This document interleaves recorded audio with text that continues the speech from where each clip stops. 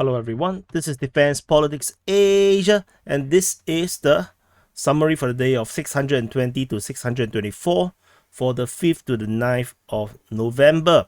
And what I predicted was correct. I really indeed do not have the time to do the SITREP or any kind of reporting on. In fact, I don't even have time to do the mapping. So only until today. So let's start off with planes. I think I've cursed it. I think in the last SITREP, I remember saying that no, Ukraine is doing well. There's no planes getting shot down, or all the planes have been shot down. So good news, they still have planes. Bad news, they are still getting shot down. So there's a Ukrainian Sukhoi 27 shot down over Avdiivka. There's another one over Pavlorad, Sukhoi 25, MiG-29 over Kryvyi Rih, and then there's another one, the Sukhoi 25 over Tokarivka. And then there's another one, a MiG-27 over Preobrazhenka. And then there's another one, MiG-29 over Kupyansk. And then there's another one, MiG-29 over Roskishny. So, 1, 2, 3, 4, 5, 6, 7. 7 planes over the past 4 or 5 days. So, you take it any way you want. Of course, you can also just say the Russian Defense Ministry is just talking rubbish. This did not happen, and that is still a valid argument because there is no proof to all this kind of thing. There's just a report from the Russian Defense Ministry, so it is actually not wrong to doubt such reporting. But of course, it is just a signal to what is currently happening. And again, all the shootdowns are by air defense, air defense. So everything is by air defense nowadays. There's no more air-to-air shootdowns. So there must be something that have changed on the Russian air defense side that have improved and increased the efficiency in terms of the shooting down of enemy jets. Over at the Kherson Front. At the Kherson Front, the Ukrainians continue to hold a bridgehead over in this region here. Particularly, they are around the Dachi region. Okay, maybe that circle is a bit big. In the Dachi region, over in the south of Svatove, north of Stepne, over in the west of Kozachi Lahiri and Krinky. And all these regions here continue to have Ukrainian forces that is over on the southern bank of the Dnipro River. And in particular, they have launched attack recently on the this one is yesterday's report by Ryba reporting that the Ukrainians have attacked in the direction of Pipstepne and Pishanivka. There is geolocation north of Pipstepne that confirms the Ukrainian forces positions or at least presence in this region, so the attack might come from the north as well. The attack towards Pishanivka in this region, as the attack Pishanivka comes from the south of Pridniprovsky, correct? And then after that, there's also geolocation of Ukrainian forces continue to be in the area of Dachi, which is actually just off the Antonovsky Bridge, the main highway bridge linking Kherson city to the southern part of this Kherson Oblast. So the Ukrainian forces continue to be at Dachi, but they are unable to actually do or unwilling to do an attack on the Leshki. This is a bit big of a settlement for them to raid, but attacking small little villages and small towns, I think that is still quite possible, and allowing them to build up a significant buffer zone. Then they can continue to send reinforcement over to the southern bank and expand their offensive. And this is actually something that we kind of see it over at Krinky. Information coming from Russian sources suggests that the Ukrainian forces managed to send more fresh forces into Krinky. And in fact, according to some intel from the Russian side, it suggested that for the first time they are able to transport armor to the southern part of the Dnipro River.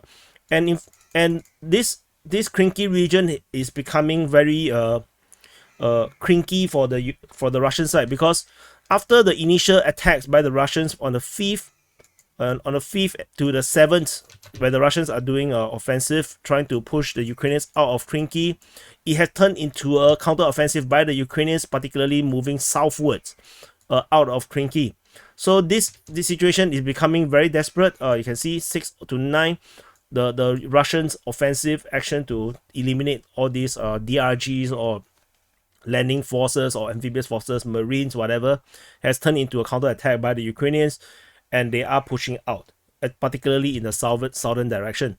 So this is currently the situation over at the Kherson Front. Of course, we have the shootdowns over at Tokarivka, which is a Sukhoi 25. So this shows that the Ukrainians are taking this offensive pretty seriously, sending air support to strike Russian positions in this area here, probably around Kazachi Lahiri, as well as Stepney.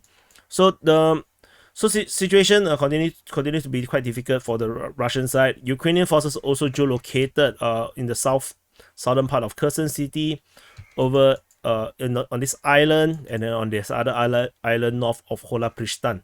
So but these are less important because it is still stranded positions. They are still on islands. So the main one is still to monitor those that is on the southern bank. We move on into the Zaporizhzhia front. This is the Zaporizhzhia city, and this is the Zaporizhzhia front. And over the western part of the Zaporizhzhia front, where we have the Kamyanske sector and the Orihiv sector. So these are the sectors. And over at the Kamyanske sector, there is a reported Russian attack by the Ukrainian Defense Ministry about an attack at Pyatikaki on the 5th of November. But this attack is a one-off. So since it's a one-off, I don't think this is something to be worried about. It's probably just a raid. For the Orihiv sector, the Russians continue to push in multiple directions. There is a probe over at the north of Nesteryanka. This is on the 5th. This is a one-off as well. And then there was another push over on the 7th of Malatomashka towards Malatomashka. That is also a one-off. So, these are all just raids to distract the Ukrainian forces. And particularly the main action is still, mainly in the region of Robotine and Verbove. In the western part of Robotine, the situation here is pretty complicated. The Ukrainians and the Russians are exchanging attacks. You can see the Ukrainian attack is on the 4th, 6th, and 8th, whereas you see the Russians one is on the 5th, 7th, and 9th. So they are taking turns to attack each other, and there is geolocation to show that the fighting here is pretty fierce, with Russian forces, Ukrainian forces all geolocated around this line. The front line has not really changed much. It's pretty much just this one farmland region, with the Ukrainians attacking, and then the Russians attacking, taking turns in this area here in the western part of Robotine. There is, however, a new development south of Robotine, where the Ukrainian forces are reportedly attacking the north of Novoprokopivka. So this is Novoprokopivka. So the Ukrainian forces are pushing south, and this information has been reported since the 7th all the way to the 9th, with the Russian Defense Ministry acknowledging the attack on the north of Novoprokopivka. So, and we have geolocation of Russian forces north of Novoprokopivka and Ukrainian forces just north of it, showing that the attack or the front line is probably around this area here, just north of the settlement. The situation here continues to be very unclear, but there is fighting. There is the Ukrainians are suddenly pushing south instead of pushing wide. Maybe the pushing wide is not working that well, if the Russians keep counter-attacking, making this push west doesn't work. So they have to do something else. So maybe they try to do something different, which is why they're trying to go south towards Novoprokopivka. And over at the Verbove region, the Russians are reportedly attacking northwest of Verbove. We can interpret this information as northwest as in here, or the northwest can be here. So I currently map it as in this area here, north of the trench line, it's a trench line. And then the Ukrainian forces then did attack from the 6th to the 9th at Verbove, whereas the Russians actually attacked on the 9th, according to the Ukrainian Defense Ministry. Geolocation suggests that the front line has not really changed much. The Ukrainian forces are geolocated in these two positions. Maybe the Russians have pushed up to these three lines. This is possible, but the main thing is the Russians are pushing are doing the most of the attacking, while the Ukrainians in the last 3 days have been pushing back. So let's see how this goes. The front line have not really changed. You can actually say that I'm wasting your time because the front line don't change. But a SITREP is a SITREP. Every day you eat doesn't also it's a reality. We all eat. So just because we do it every day doesn't mean that eating is not important. So stop breathing. You're breathing too much. So over at the Hulyaipole sector, there is information of Russians attacking at Mariupol on the 7th, and on the 6th there is Chervony. So Ukrainian Defense Ministry and Deep State UA reported these two separate attacks. This is just also again one-off attacks. This is just raids. So while I'm just saying these small raids or small attacks, you have to also take note that even if there are certain front lines that I didn't mention, like for example this front line, probably there's nothing, no offensive actions being reported, that doesn't mean that it's quiet.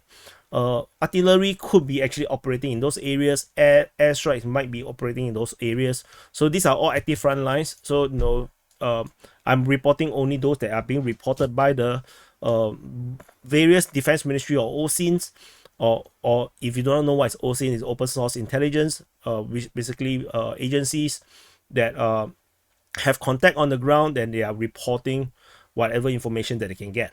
So these are called primary sources as well. So I am secondary. I read from the primary sources and tell you, so I become secondary. Like smoking. Secondhand smoking.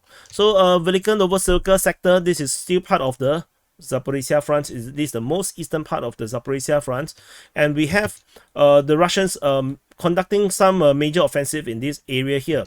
We have fighting reported towards Levatne, and in the area of Priotne. There's a heavy attack in the area of Staromayorske, and some attack over at Urzaine. There's some Ukrainian counterattack over at Staromayorske. So this is the general picture of what is currently happening over at this front line. We go into details. You can see that Levatne is just a one-off, 7th, only on the 7th. Well, at Priotne, there's 6, 7, 8, and reported by Russian Defense Ministry, Deep State UA, and then Russian Defense Ministry. So this is actually there is a confirmed push, at least reporting from the both sides, confirming that the Russians are making some kind of push, but the front line didn't seem to have changed much, with Ukrainian forces geolocated right at this position. Over at the Staromayorske region is a bit more interesting. The Russians has been attacking almost every day all the way until the 8th. 5, 6, 7, 8. They are all attacking, and this is reported by multiple sources. Russian, Ukrainian Defense Ministry, and Deep State UA all reported about this. Whereas the Ukrainian counterattack happens on the 8th. So we haven't seen anything from the 9th. So maybe the Ukrainian counterattack basically kind of surprised the Russians. Maybe, and then the Russians give it a pause and say, how the hell, after we attacked for so long, the Ukrainians still can attack. So maybe that might be the case. Anyway, the attack was reported by the Russian Defense Ministry, so nothing much. So over at the Urzaine, the attack was only reported on the 8th. So this could be just yet another of just this one-off attack, and similar to those over at Levatne or at Malatomashka. So this is something that you will see the Russians be doing a lot, starting some kind of assault or offensive actions to distract the Ukrainians, and to make them second guess whether there is some kind of a new offensive operation being initiated on the Russian side. There is a geolocation of Ukrainian forces on the 6th by military summary at this position, which actually was previously mapped as under Russians. So previously the mapping was a bit like this. So the Ukrainians actually managed to kind of took this junction of 3 lines on the southeastern part of Urzaine. We move on into the Donetsk Front. So this is the Donetsk Front. This area is the Donetsk Front. And at the Donetsk Front, we have some fighting south of Prishestivka, according to the Ukrainian Defense Ministry. Again, this is just a one-off attack by the Russian side. And over at the Voleda region, this is the fortress city of Voleda. There is fighting reported in this area here. According to the Russian Defense Ministry, they launched a certain fire mission or attacks against Ukrainian forces on the 7th and the 9th. And so I think the operation here is pretty much about grinding down the Ukrainian forces, because these are all strongholds, Ukrainian strongholds around this area here. There's a lot of actually very strong positions around this area here. So I think maybe the Russians are just basically trying to grind down the amount of forces around this area, because you cannot do a ground offensive if the enemy is still very well prepared and still in a very good condition. So if you attack a very good condition defensive force, then what you get is the Ukrainian counter offensive. We have geolocation of Ukrainian forces seemingly over at this position. So in fact, actually, I need to push back this. So the Ukrainians might have at certain point of time actually launched an attack and managed to secure part of these Dacha regions over on the western part of Mykolaiv. So over at the Mykolaiv region, we have geolocation of Russian forces, and on the opposing side we have the Ukrainian geolocation on the 8th over here. So the Russians are here, Ukrainians are here, so our front line is pretty much more or less there. It's not that far apart. This area here was hit by Urugan multiple launch rocket system. According to the video, that was geolocated, whereas this one on the 9th, which is 1 day later, was actually an attack of the Russian forces against the Ukrainians, armored attack in this direction. So the Russians are still making a lot of push, and clearly the Ukrainians are still very strong in this area here, as we can see that the Russian attack did not achieve much. The Novosilka region continues to be quite hot in this area here, with Russian forces attacking on the 6th, 8th, and the 9th, according to the Ukrainian and Russian defense ministries. And then we have geolocation of Ukrainian and Russian forces. Ukrainians are here, Russians are here, and particularly this one is actually a front line, so that's why I didn't change the mapping to show that there is a clear front line, but the Russians were attacking Ukrainian positions in this area here, and it's unclear whether the Russians have taken this position. So the situation here is on the 5th and 6th, the Russians are attacking, and then they stop on the 7th, 8th, and 9th, they attack again, whereas the Ukrainians actually counterattack only on the 8th. So which means that the Russians are actually on the offensive. They have the initiative in this region here, with the Ukrainians struggling to hold the positions. They do try to do a counterattack on one of the days, but have not really worked out so far. The Russians are still on the offensive. Frontline did not really change much, so nothing to really shout about.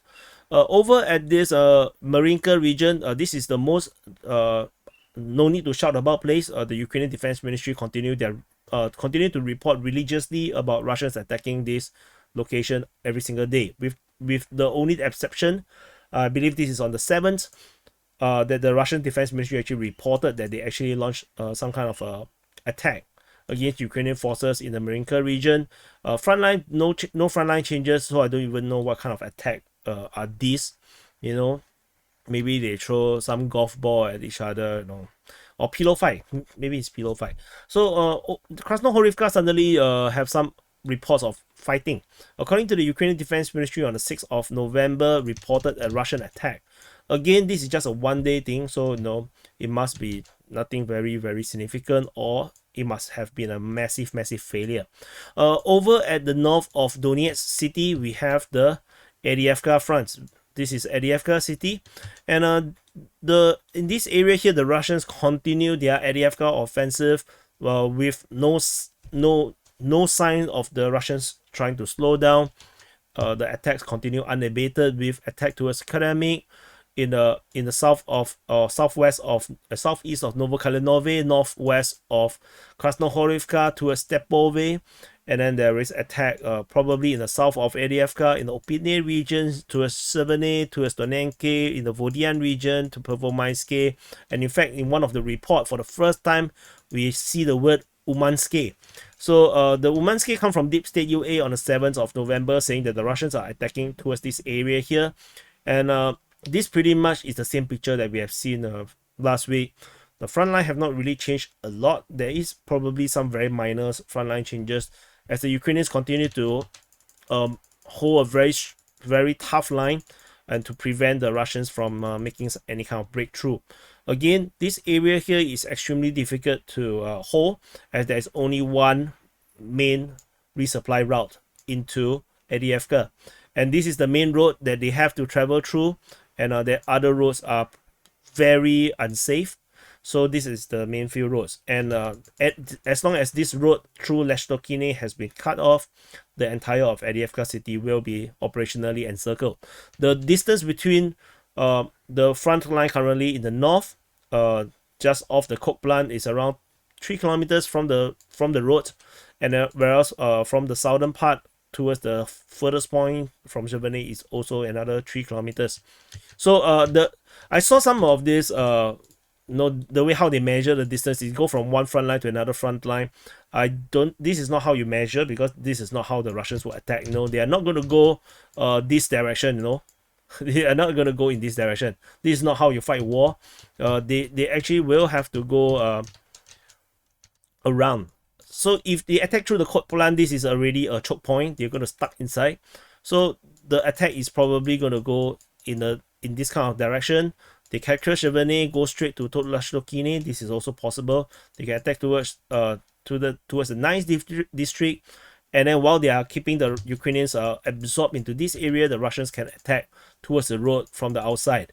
So the measuring in this way, a straight line, is not the right way to measure. I think that is actually very misleading. I don't want to go through the details. I think it's not very important. There are some geolocations that shows the Russian and Ukrainian positions continue to be the same. With Ukrainians here, the Russians are actually holding the railway line along the Svatove region in the north of Avdiivka city. So the entire railway lines currently at this moment seems to be this entire railway line just off the volcano. This is my code name for this place, which is actually just a rubbish dump, a stack heap. So this entire area, this entire railway line seems to be under Russian control right now. So which means that the Russians will have a pretty decent starting point to push out if they choose to do. So, but anyway, looking at how they are unable to do it, I don't think they are going to go very far anytime soon. Over at the New York front, again, Pivdetny has been reported by the Ukrainian Defense Ministry on the 5th of November, but that's only one time, so probably nothing important there. Moving on into the Bakhmut Front. So this is Bakhmut city. Over the Bakhmut Front, in the southern part of Bakhmut Front, the Russians continue their counter-offensive operation towards Ivanivsky, towards Klishchiivka, and Andriivka as well. Don't have as well. Kudyumivka is a Ukrainian attack. So in the Kudyumivka region, the Ukrainians counter-attack on the 6th, and then that's about it. And Andriivka region, the Russians have been attacking all the way 5th, 7th, 8th, 9th, whereas the Ukrainians counter-attack only on the 6th. So the Russians are actually still on the have the initiative as the main people that is conducting the offensive operation. In the Klishchiivka region, the Russians are also the one that is conducting most of the operation, 5th, 7th, 8th, 9th as well. With the Ukrainians counter-attacking only on the 6th and the 7th. They are currently no frontline changes is being noted, with only Ukrainian positions being geolocated, showing that they are actually still holding the line pretty well, the Ukrainians. So some of these attacks might actually be just drone attacks, artillery strikes, limited armored surprise attack where they actually go for a drive past kind of thing. So yeah, that's probably what these attacks are. So nothing of those major infantry assault trying to capture ground, doesn't seem to be like it. The fighting towards Ivanivsky was reported by the Ukrainian Defense Ministry on the 8th. But Ivanivsky is here, probably nothing much. Anytime that they talk about attacking Ivanivsky, it doesn't feel very realistic. Over at the northern flank, we have some reports. So Kromove continued to see fighting on the 5th to the 6th, and then on the 8th. So far 9th, we haven't seen any report. And then we have fighting reported near Bakhivka, and this was reported on the almost every day to the 9th of November. So that means there must be some kind of Russian push in this area here, and this is proven by a geolocation on the 7th, showing that the Russians are actually moving out of the Bakhivka region. The Bodanivka continued to be to have fighting being reported all the way every single day by the Ukrainian Defense Ministry. I wonder if this is actually the same thing as the one at Bakhivka. As you can see, Bakhivka is only reported by the OC in Deep State UA Raiba, but the Ukrainian Defense Ministry will always say Bohdanivka. So I wonder if when they say Bohdanivka, they are actually referring to this area here in the east of Bohdanivka. That could be a possibility. So it's something to take note. So instead of attacking from the north, actually they are referring to the attack from the east. So moving on, over at Minkivka, just along the highway, the Russian Defense Ministry reported a Ukrainian attack near the region of Minkivka. So Minkivka is here. So it's a bit far for the Ukrainians to be attacking the front line around here. So it's probably referring to something further, maybe around this area here. So let's see how this goes. And then for the first time again, this is yet another first, we hear the name Bodane. So Bodane has been reported by the Russian Defense Ministry. They said that they attacked Ukrainian positions at Bodarnoye. So I probably it's just artillery strikes with the Russian forces. Maybe they have advanced a little bit in this area here. That could be a possibility. But geolocation of Ukrainian forces at Vasilkivka continue to show that the Ukrainians continue to hold this position. So I don't expect much yet at this area here. But it is something to note that the Russians they possibly can do another attack in this direction. So, and then that would actually be quite devastating for the Ukrainians if they manage to break through. Over in the Siversk Front, so this is Siversk city. So at the southern part of the Siversk Front, we have fighting reported at Mykolaiivka on the 9th of November. This is on the same day the reports of Bodane has appeared. So the attack was in this direction. So that's a bit interesting to me. And we haven't seen fighting at Mykolaiivka since forever, for at least 3 months already, 3 to 4 months. So it's something new. Radolivka see a Ukrainian attack on the 7th. The last attack came in August and September. So I think this is just going to be yet another those one-off attack by the Ukrainians.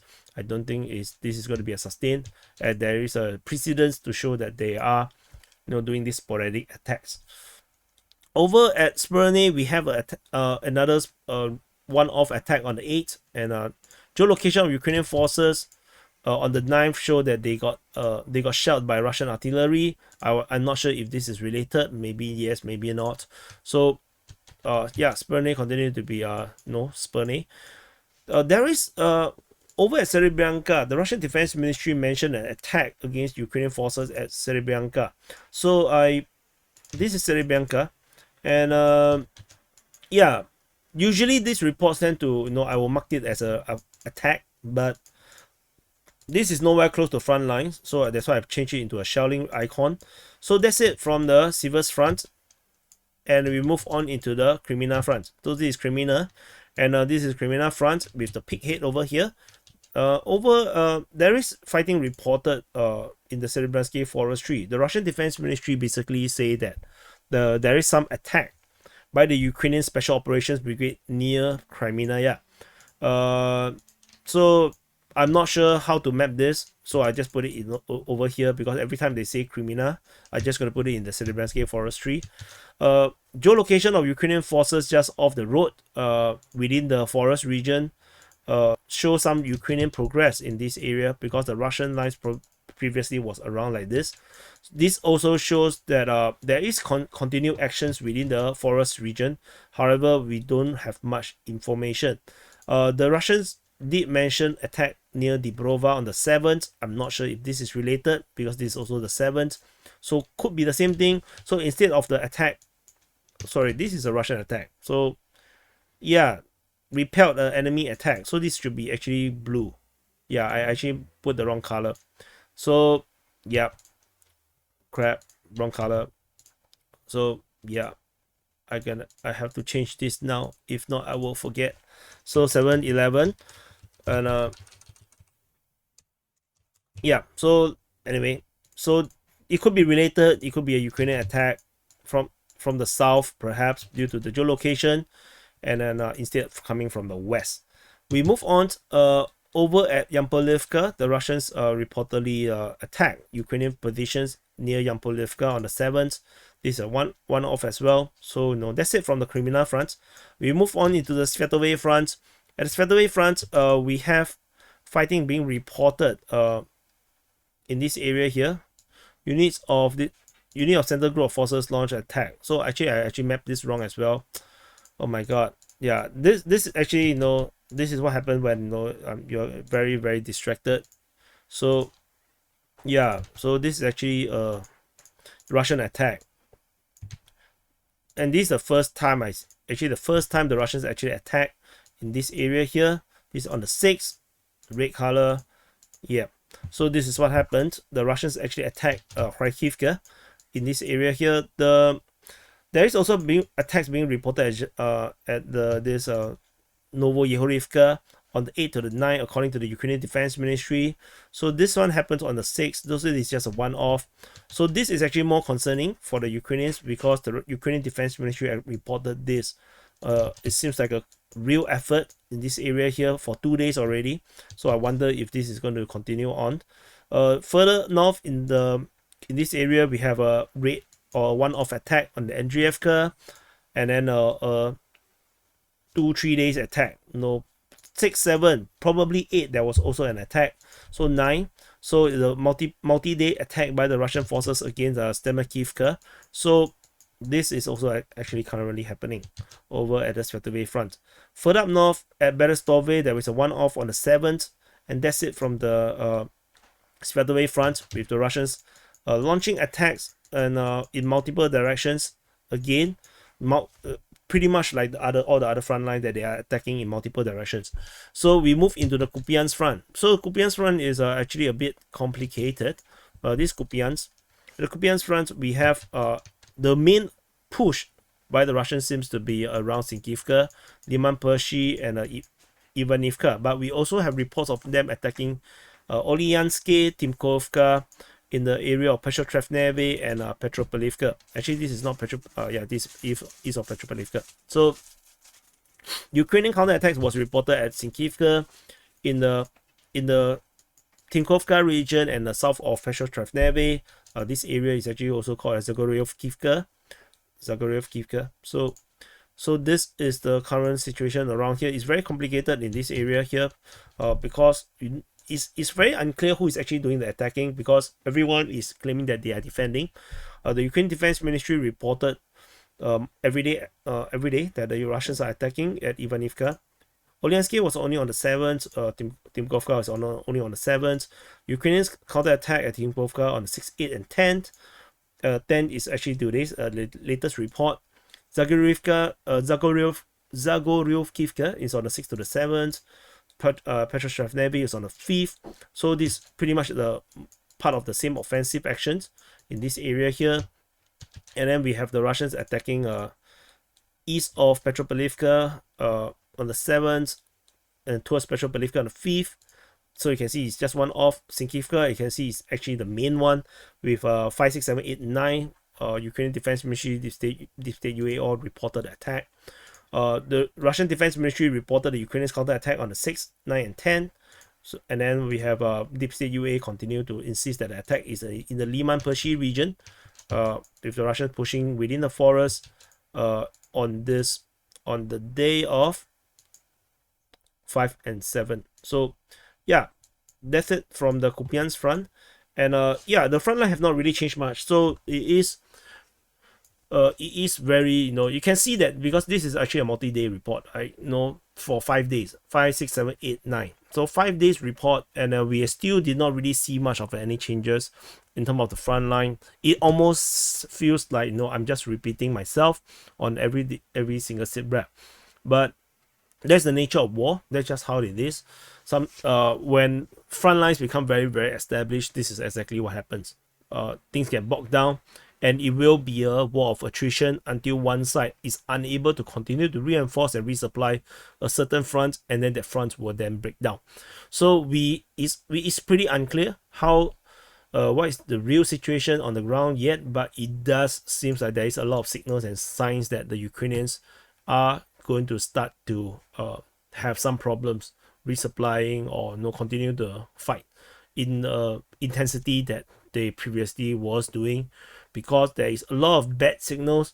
There's some sacking that I seems to see of some high ranking that was reported on the Ukrainian Defense Ministry's own Telegram channel. They sacked one high-ranking officer over corruption claims, and the chief, the top leader of the Ukrainian military, Zelensky, also seems to come out with this very long report or article that seems to be a bit pessimistic. So things are not looking very, very bright on the Ukrainian side, but there is bright spots, and particularly the bright spot is in Kherson, because there's a sun there. There's a cursed sun, and the sun is shining brightly for the Ukrainians over in this area here. So anyway, thank you for watching. Do press the like button, subscribe, and I will not going to curse the Ukrainians again. So yeah, that's really a lot of planes getting shot down, and I'll see you in the next update.